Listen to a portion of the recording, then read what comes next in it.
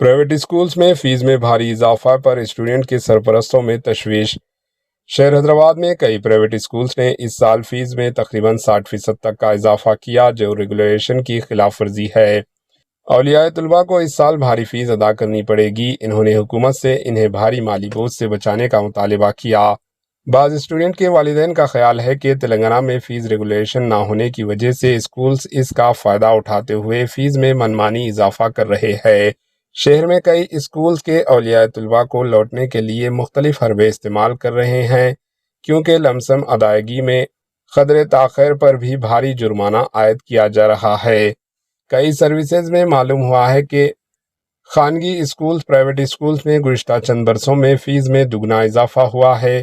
ریاست تلنگانہ میں تقریباً 36 لاکھ اسٹوڈنٹ ان اسکولز میں تعلیم حاصل کرتے ہیں، اور پرائیویٹ اسکولز حکومت کے قاعدے پر عمل نہیں کر رہے ہیں اور اسٹوڈنٹ سے ہر سال لاکھوں روپے وصول کر رہے ہیں۔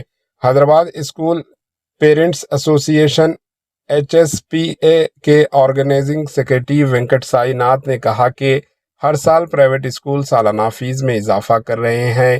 اس سال کئی اسکولز نے فیس میں 60% تک کا اضافہ کیا اور بعض اسکولز نے 100% اضافہ کیا ہے۔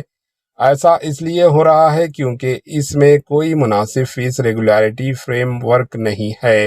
حکومت کی جانب سے اس سلسلے میں ایک ریگولیشن کمیشن قائم کرنا بہتر ہوگا۔